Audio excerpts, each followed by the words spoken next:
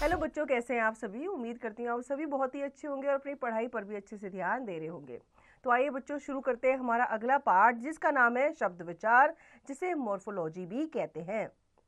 पढ़िए और समझिए। उचित वर्ण लिखकर शब्द सीढ़ी पूरी कीजिए। तो यहाँ पे आपको चित्र दिए गए हैं, ठीक है। इन चित्रों को ध्यान से देखिए। जैसे पहला, अब यहाँ पे चित्र दिया गया है और इसका नाम जो है अधूरा है। जादू ग के बाद हम लगाएंगे र, तो क्या हो जाएगा जादूगर, ठीक है। इसी प्रकार से अगला चित्र है थर्मस का, तो थ र म लिखा गया है, हम यहाँ पे क्या लिखेंगे स लिखेंगे।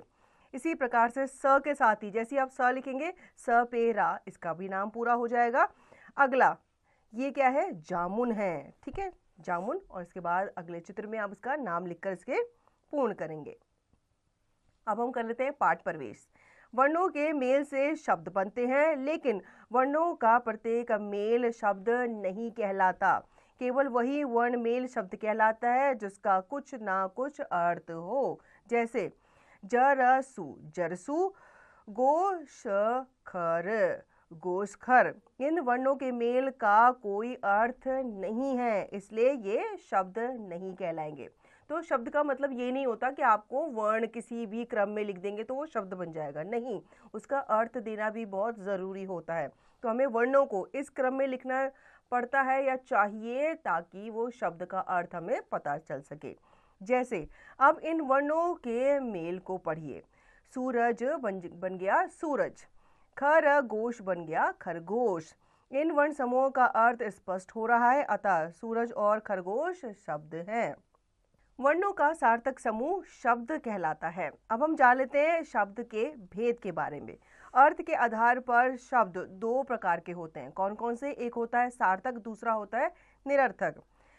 सार्थक शब्द जो वर्ण समूह निश्चित अर्थ का बोध कराते हैं उन्हें सार्थक शब्द कहते हैं। जैसे दूध, पानी, खाना आदि। निरर्थक शब्द जो वर्ण समूह निश्चित अर्थ नहीं देते उन्हें निरर्थक शब्द कहते हैं। जैसे वूद, वाणी, वाना आदि। निरर्थक शब्दों को स्वतंत्र रूप में प्रयोग नहीं किया जा सकता, किंतु कभी कभी सार्थक शब्दों के साथ मिलकर इनका प्रयोग किया जाता है।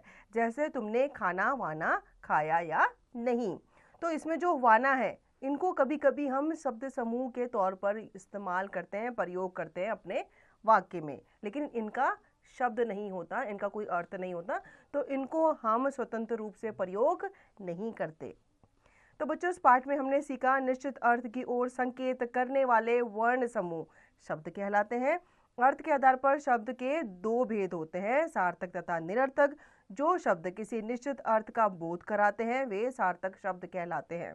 जो शब्द किसी निश्चित अर्थ का बोध नहीं कराते हैं वे निरर्थक शब्द कहलाते हैं। अब इस पाठ में आपने क्या सीखा? सतत विकास का लक्ष्य सोचकर बताइए। अपने नाम के अक्षरों को उलट पुलट कर देखिए सार्थक शब्द बनता है या निरर्थक। तो आपको क्या करना है, आपका जो नाम है उसको आपको आगे पीछे जो उसके वर्ण हैं उनको आगे पीछे करके लिखना है और बताना है कि ये सार्थक शब्द बना रहा है या निरर्थक।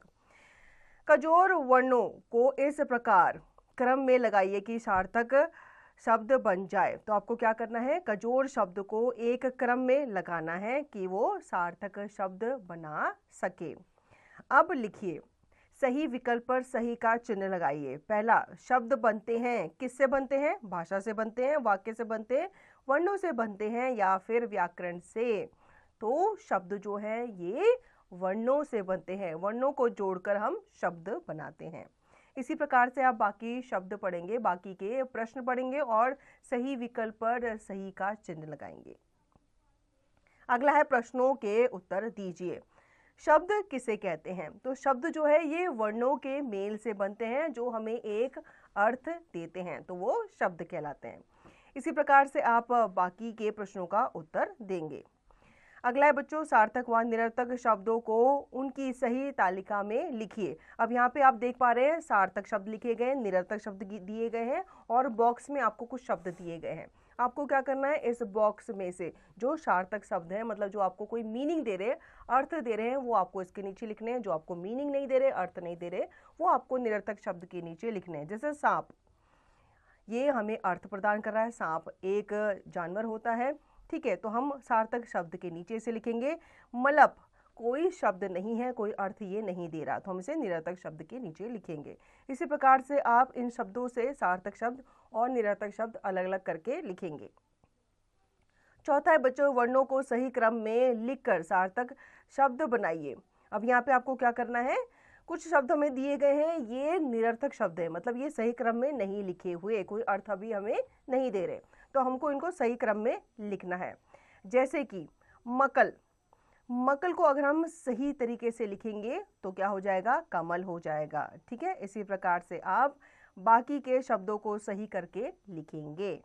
आओ कुछ करके देखें। अमात्रिक शब्द लिखिए, तो आपको क्या करना है, अमात्रिक शब्द लिखने हैं, 2 वर्ण वाले, जिसमें आपके कोई भी मात्रा नहीं आती। आप कमल लिख सकते हैं, शहद लिख सकते हैं। ठीक है, इसी प्रकार से 3 वर्ण वाले, 3 वर्ण वाले भी लिखेंगे जिसमें 3 वर्ण आते हैं। 2 वर्ण वालों में आपने 2 लिखा, 10, बस, जल। 3 वर्ण वाले में आप 3 लिखेंगे, कमल, शहद, महल। इस तरीके से 4 वर्ण वाले में आप उपवन लिख सकते हैं, कसरत लिख सकते हैं। इस प्रकार से आप इसे लिख करके पूर्ण करेंगे। तो बच्चों, आशा करती हूँ आपको ये अध्याय अच्छे से समझ में आ गया होगा। इस अध्याय को आप पुनः दोहराएंगे और इसका निरंतर अभ्यास आप करते रहेंगे।